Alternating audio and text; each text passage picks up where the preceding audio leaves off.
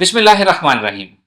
Recce एक आम तरीका इलाज है जिससे आजकल के इंसान सब वाकिफ हैं।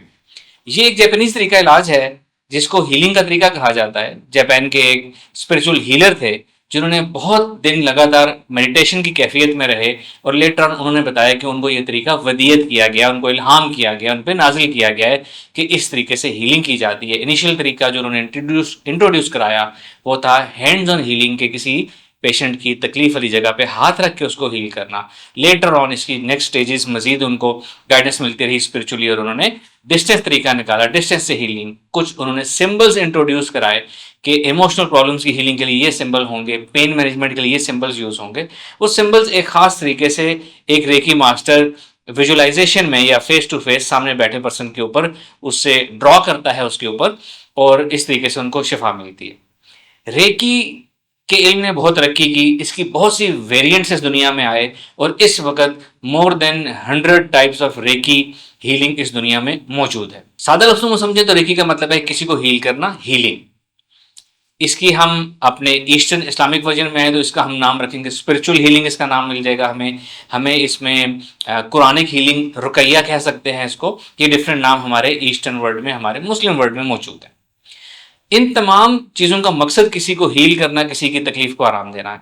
जो जापानीज मेथड है रेकी का, वो डिफरेंट सिंबल्स को एज टूल यूज करते हैं। कुरानिक रुकैया की बात करें तो वो कुरानिक आयात को एज सिंबल्स यूज करते हैं, और स्पिरिचुअल हीलिंग की बात करें तो वो स्पिरिचुअलिटी या स्पिरिचुअल पावर को एज हीलिंग टूल यूज करते हैं। ये सब एडवांस चीजें हैं या ये नॉन टूल्स हैं, लेकिन असल मानों में अगर मैं आपको समझाऊं तो हीलिंग की पावर हमारे माइंड के अंदर मौजूद है। हमारे माइंड में इतनी पावर है कि इसके जरिए मिरेकल्स किए जा सकते हैं, किसी को हील किया जा सकता है। किसी टूल या किसी सिंबल या किसी कुरानिक वर्स के इस्तेमाल के बगैर भी अगर अपनी माइंड पावर से किसी को हील किया जाए तो वो हील हो जाता है। लेकिन हम उस हीलिंग की लिमिट्स को बियॉन्ड लिमिट्स या बियॉन्ड हॉराइजन्स लेके जाने के लिए हम उसमें स्पिरिचुअल पावर का यूज़ करते हैं, हम उसमें कुरानिक आयात का यूज़ करते हैं, उसमें डिफरेंट अट्यूनमेंट्स का हम यूज़ करते हैं ताकि उसकी पावर और उसकी रीच जो है बहुत ज़्यादा बढ़ जाए। अब हम अपने सूफी माइंड कंट्रोल कोर्स में हीलिंग का पोर्शन स्टार्ट कर रहे हैं। जो हमारा हीलिंग का जो आज फर्स्ट लेक्चर है ये हीलिंग के तारुफ में है। इसमें सबसे अहम बात यह है कि हमारे माइंड में इतनी पावर है कि हम दुनिया के दूसरे किसी कोने में बैठे शख्स को हम हील कर सकते हैं। ऐसे बहुत से हीलर दुनिया में मौजूद हैं। हमने ऐसे बहुत से लोगों को हीलिंग सिखाई है जिन्होंने इस तरीके से रिमोट हीलिंग की है। ये पावर ऑफ माइंड आपके अंदर ऑलरेडी मौजूद है। आज की इस मुख्तसर सी वीडियो का एक तो तारुफ कराना मकसद था कि हीलिंग फेज हम स्टार्ट कर रहे हैं। सेकेंडली जो फर्स्ट हीलिंग सीखने से भी पहले जो चीज़ आपने करनी है वो आपने सेल्फ अफर्मेशंस करनी है, अपने आप को दिल ही दिल में अफर्म करना है, अपने अंदर ही आपने तस्बीह पढ़नी है कि आपके माइंड के अंदर अल्लाह ने हीलिंग पावर रखी है।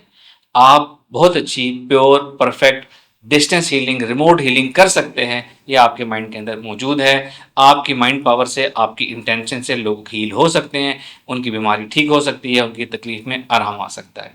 जब इन बातों को अपने आप से मुखातिब करके, पुरसकून जहनी जिस्मानी कैफियत हासिल करके, अल्फा स्टेट ऑफ माइंड हासिल करके, अपने आप को मुखातिब करके बंद आंखों के साथ ये अल्फाज जो मैंने बोले हैं, ये फिक्रे दोहराए जाते हैं बार बार रिपीट करके 15, 20, 30 दफ़ा, तो ये हिप्नोसिस हो जाता है। ये हमारे डीप सबकॉन्शियस माइंड प्रोग्रामिंग हो जाती है। तो आप सब ने आज से ये अफर्मेशन, ये डीप प्रोग्रामिंग करनी है कि आपके अंदर हीलिंग पावर है, और ये हमारा पहला सबक होगा। इसके बाद हम आपको हीलिंग के मेथड्स और तरीके सिखाएंगे कि हीलिंग कैसे करनी है। Thank you very much. अस्सलाम वालेकुम वरहमतुल्लाह।